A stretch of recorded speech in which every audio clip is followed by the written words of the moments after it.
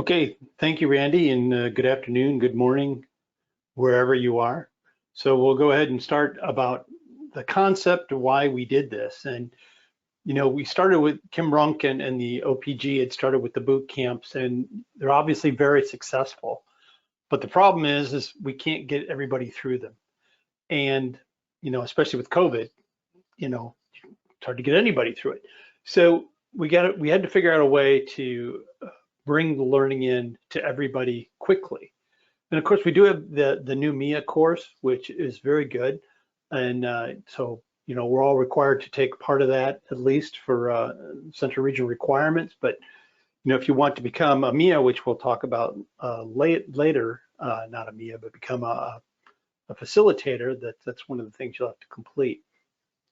So why do this? Again, hoping to lead to better preparedness and awareness, improving severe weather operations, and help to supplement the communication.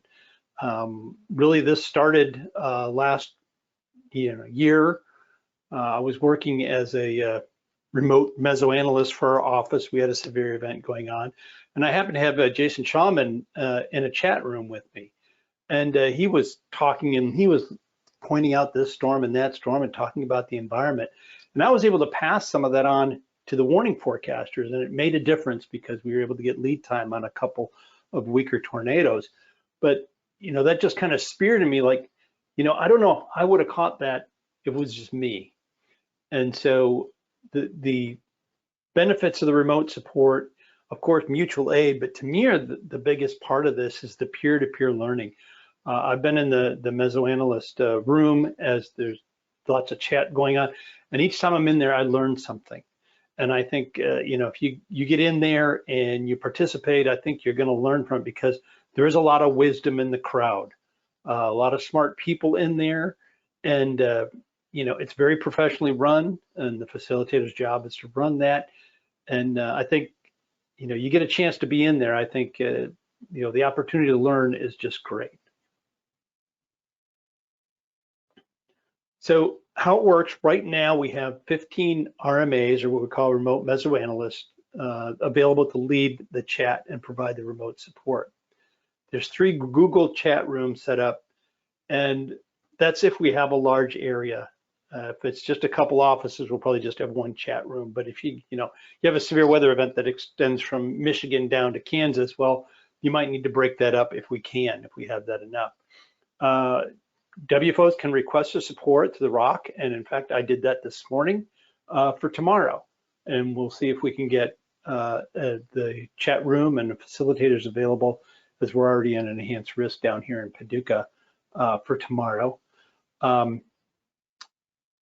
Another opportunity is if Central Region Headquarters sees something that they want us to look at, they may also reach out to the facilitators to initiate a chat. Once we get the chat going, that'll be shared on the CRROC chat room, and we'll also provide start time of the chat, and a link will also be provided. So watch the CRROC chat room, and they'll give you a lot of good information.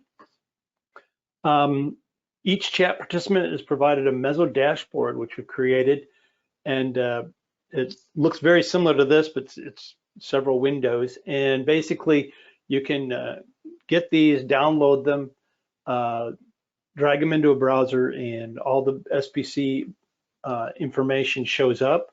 And if you see something that you want on there that's not on there, let me know, and I can take care of that. But we've set it up for each of the different regions that SPC has. So, the Northern Plains, the Midwest, the Great Lakes, even farther out west, each WFO has a couple of these available. So again, if there's something that you think is needed in there, let me know. So Randy, I'll pass it back to you. Awesome, thanks, Pat. Yeah, so we're going to talk a little bit about kind of the role of the facilitators in the chat room. They really lead the discussion in the room. The conversations really ideally focus on mesoanalysis, right? That's the whole idea. What's going to happen in the next 1 to 2 hours? How are things going to evolve? What is next? What is next in the evolution of this event? We don't want people to get too focused on radar signatures, but of course that's natural. You're going to need to have some knowledge and of how storms are currently evolving to kind of anticipate what's going to happen next. But we want most of the discussion to be really focused on exactly what is going to happen in the future. We use Google Chat, which, I'll share the link here a little bit later. We have 3 chat rooms, as Pat mentioned, but so far we've just been using the chat room 1.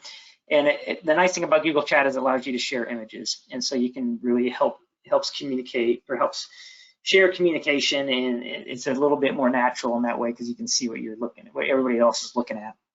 The idea for the remote mesoanalyst is that they're going to distill important information from the chat and then communicate it to the offices when appropriate.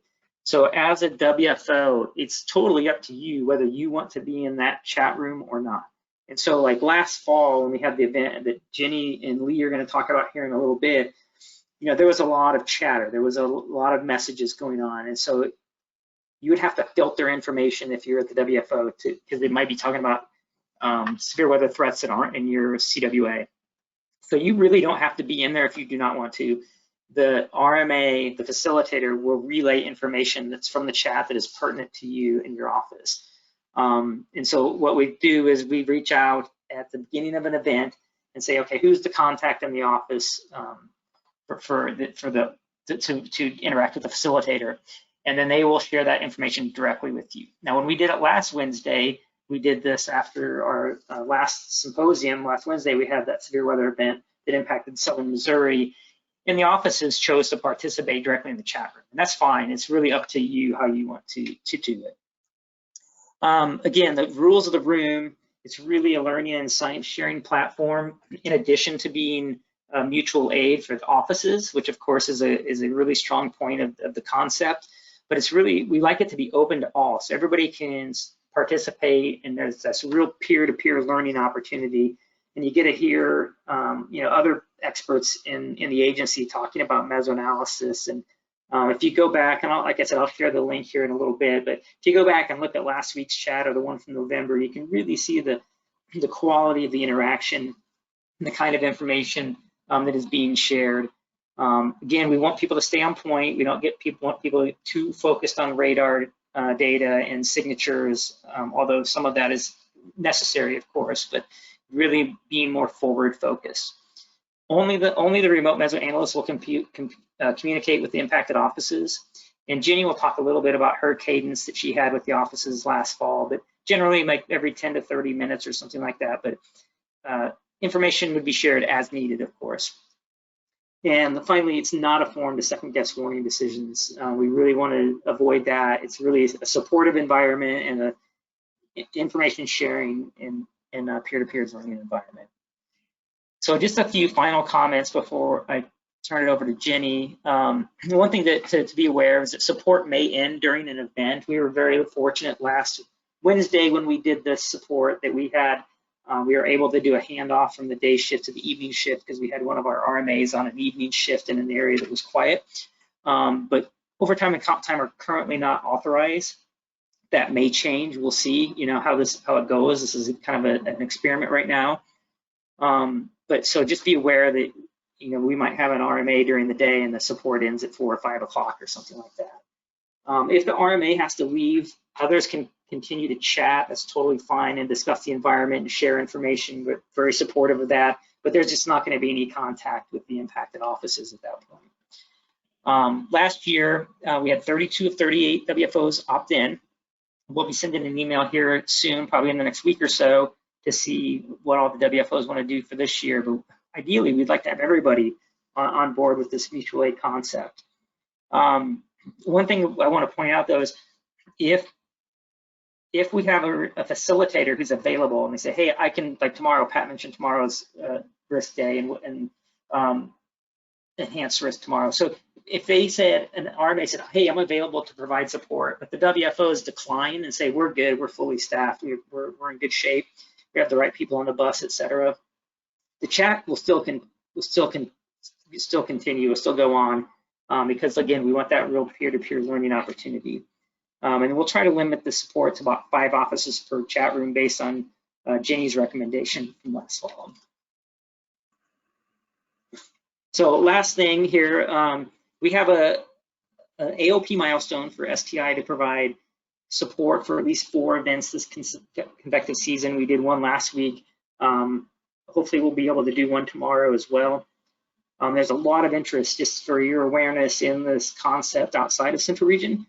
We had just had the WAFS folk on, Patrick Burke, Patrick Skinner, and Katie Wilson. They're invited to participate. We've invited OPG folks to participate. Other regions are invited to participate. So you may see other folks in there, just for your awareness. And then we're really working, as Pat mentioned, on how do we expand this group, right? So we want to increase this opportunity for more facilitators. Right now, it's basically mostly people that went through the Mesoanalysis Bootcamp or TWIP members, and we'd like to expand that. So right now, we're working on how do we onboard new facilitators. And if this really goes well, we can see this actually being useful in other areas besides convection. So that's it for me. I will turn it over to you, Jenny. Great, thanks, Randy. So the event that I'm going to talk about is from November 10th of last year. And like was said, that was our first kind of trial run with this RMA concept last year. This event, you can see kind of the small graphics here, but it was a slight risk that was over portions of the Midwest into the southern upper Great Lakes. And the main risk we were looking at was a potential for some QLCS to develop, so potential for wind, and then also a few QLCS tornadoes. And so I'll go into a little bit more detail about the event just to give you some background kind of on how things evolved and why the RMA support was really useful in this case. So starting with 500 millibars, we're just looking at some of the mean fields from the HREF, both from 12Z that morning and then 0Z that evening, just to give you an idea of the synoptic setup. So you can see a trough moving east across the plains, starting to develop a cutoff low over the upper Midwest. And you can really see this enhancement that's starting in the wind field on the southeast side of the trough as that low starts to both deepen and cut off. And then on the next slide at 700 millibars, you can see pretty similar, but you can really see that low starting to deepen, and then also the very strong flow that you're getting across basically northeast Missouri through southern Wisconsin, indicating that shear is probably really strong here as well. And then on the next slide at 850, very similar flow field, again, really strong winds to the south and southeast of that low. And you can tell that that initially very tilted upper trough is becoming pretty vertically stacked over eastern Minnesota and western Wisconsin. So you get the sense that at the surface, things are maybe moving a little bit slower than they are aloft as that low starts to deepen. And so on the next slide, we have some of the surface information. So we've got temperatures and also our mean sea level pressure. And I don't have it plotted here, but dew points were actually anomalously high as well. You have that southerly flow that's really strongly advecting both temperature and moisture that is anomalous for this time of year in November. And then on the next slide, we have the surface map. So you can see where the main surface low is located in south central Iowa. This is at 18Z. But then if you look at the visible satellite that's in the other panel, you can see where that surface cold front is located across central Missouri, and also the stationary front that stretches through Iowa and up through Wisconsin. All of that is pretty shrouded in cloud cover. So it hints at some question with this setup where you have this really dynamic system, but perhaps a little bit of question of instability. So we can move to the next slide. And so this is outlining how the support went. Initially, we started out with 3 offices, and since this was the first trial run, this was actually organized by our mesoanalysis working group. Normally one of the offices might request it or the ROC sets it up, but in this case, we were just really excited to test the RMA concept. And so we set it up and reached out to Chicago, St. Louis, and Central Illinois. And then once we posted it in the ROC chat room, Davenport also joined in. So we ended up supporting 4 offices officially. And that chat was going on in Google Chat, but then I reached out to each of the offices via NWS chat just because it was a little easier to figure out who is working, to figure out who our mesoanalysis contact was going to be for that day. And since a couple of them were in the office, it actually ended up being easier for them to stay in NWS chat and communicate that way. But a couple of them were actually already remote mesoanalysts from their home. And so it was easier for them to stay in Google Chat versus switching to NWS chat. So it was kind of a mix for how the communication was done with each of those offices. Like Pat talked about earlier, we used that pre-made mesoanalysis page, which was just super helpful. This isn't an example from that case, but just has a lot of really good stuff on there, including satellite, a sandwich product, just a really good one-stop shop for all of those data. So that was used heavily, both by me and by the people that were participating in the room. And it has additional things too, like the 3 ingredients reference, the sig hail parameter reference, just a lot of good stuff in case you're slightly out of your area of expertise or your comfort zone for the type of threat that's currently going on. But in this case, we were concerned about the boundary position as the surface low continued to deepen. That cold front was really starting to slow down and actually slightly retrograded across far eastern Iowa. Obviously, the degree of instability, since we did have a lot of cloud cover, so how much clearing was actually going to occur. And then with the surface low and the triple point, kind of where that superposition of the best SRH was going to be with any cape that we could get to develop. And then also the QLCS torque threat as well. So we can go to the next one. And I'm just showing a couple of examples of some of the chats that went into the main room. So we heard from Keith earlier today, but he had some really good insight about this high shear, low cape environment. And I won't make you read the whole thing here, but just really nice to be able to share some of that expertise with the rest of the group, and was valuable not only to pass along to the office, but also for the science sharing experience that was occurring within the room. And then the next one, I remembered why this isn't an animated loop. It's because I put that in a different presentation, not this one. So in the actual example, this is an animated GIF that we were able to post in Google Chat.